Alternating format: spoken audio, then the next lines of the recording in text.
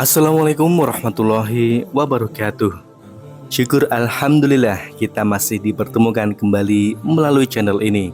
Salawat dan salam selalu tercurahkan kepada junjungan kita Nabi besar Muhammad Sallallahu Alaihi Wasallam. Allahumma sholli ala sayyidina Muhammad wa ala ali sayyidina Muhammad. Doa dan harapan saya semoga yang menonton video ini dilancarkan rezekinya, disehatkan jasmaninya dan dimasukkan ke dalam surga.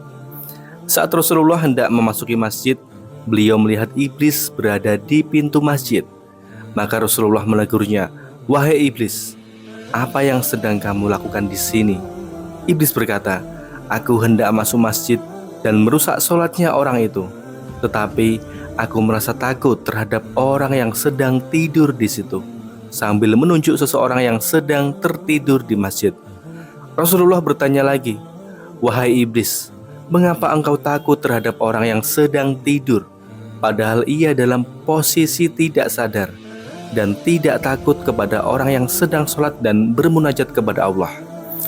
Iblis menjawab dengan licik, "Orang yang sedang sholat itu adalah orang yang bodoh, tidak tahu syarat hukumnya sholat, tidak tumakninah, dan tidak bisa sholat dengan khusyuk. Untuk merusak sholatnya bagiku sangat mudah. Sedangkan orang yang sedang tidur itu adalah orang yang alim. Maka jika aku merusak sholatnya orang bodoh itu, aku khawatir dia akan membangunkan orang yang sedang tidur itu, kemudian mengajari dan membenarkan sholatnya orang bodoh tadi." Itu sebabnya Rasulullah pernah bersabda, tidurnya orang alim itu lebih baik daripada ibadahnya orang yang bodoh. Maka dari itu, agar kita menjadi pribadi yang lebih berilmu, ada baiknya kita simak 7 amalan anjuran Nabi Muhammad SAW berikut. Yang pertama, berwudu sebelum tidur. Syekh Abdullah bin Hamud Al-Furai dalam bukunya yang berjudul Sunnah Rasulullah Sehari-Hari mengatakan berwudu adalah salah satu amalan sunnah yang dicontohkan Rasul sebelum tidur. Jika hendak mendatangi tempat tidurmu, berwudulah seperti wudu untuk sholat, lalu berbaringlah ke sisi kanan badanmu. Hadis riwayat Bukhari dan Muslim. Imam Nawawi dalam kitabnya menjelaskan alasan berwudu sebelum tidur agar kita tetap dalam keadaan suci dari hadas saat tidur. Sebab kematian dapat menghampiri siapapun kapan saja di mana saja termasuk saat tidur. Yang kedua, membaca doa sebelum tidur. Amalan sebelum tidur yang kedua adalah membaca doa sebelum tidur.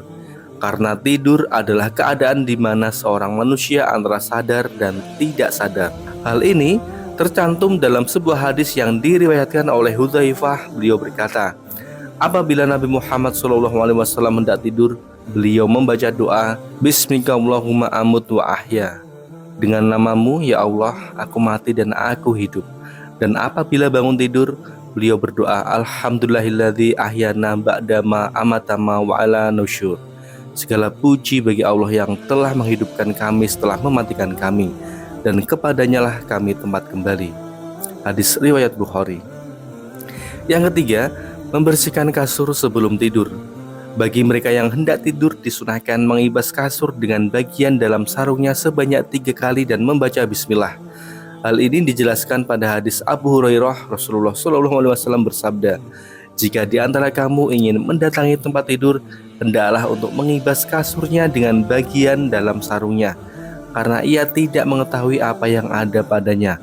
Lalu ucapkan, Bismika Robbi wa'addu janbi, yang artinya dengan namamu wahai Tuhanku, aku baringkan punggungku." Hadis riwayat Muslim dan Bukhari.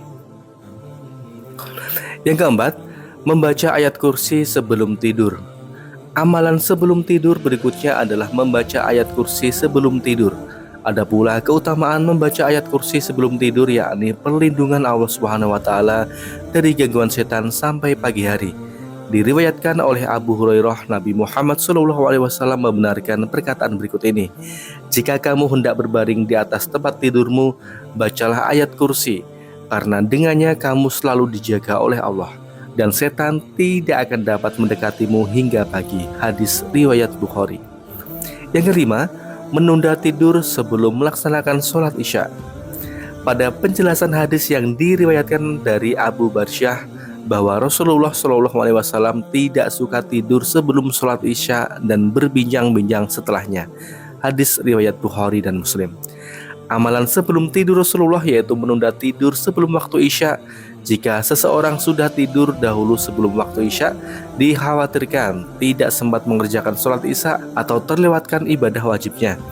Pada prinsipnya, Rasul menganjurkan amalan ini agar para sahabat tidak melewatkan sholat Isya. Yang keenam, berbaring miring ke kanan.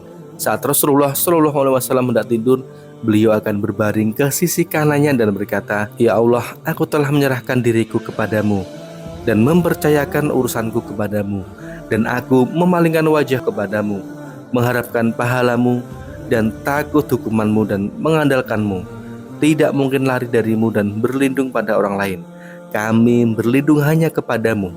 Aku percaya pada kitab yang engkau turunkan dan nabi yang engkau kirim." Hadis riwayat Bukhari.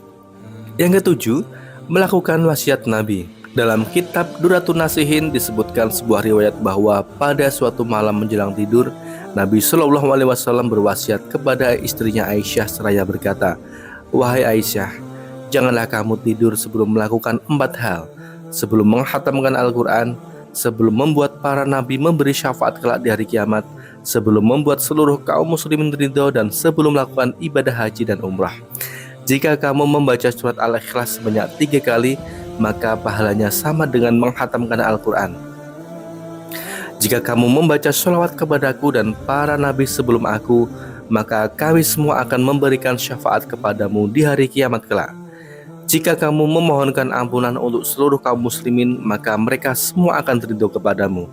Dan jika kamu membaca Subhanallah walhamdulillah wala ilaha illallah wallahu akbar, maka kamu telah melakukan haji dan umrah. Wallahu a'lam bishawab. Wassalamualaikum warahmatullahi wabarakatuh.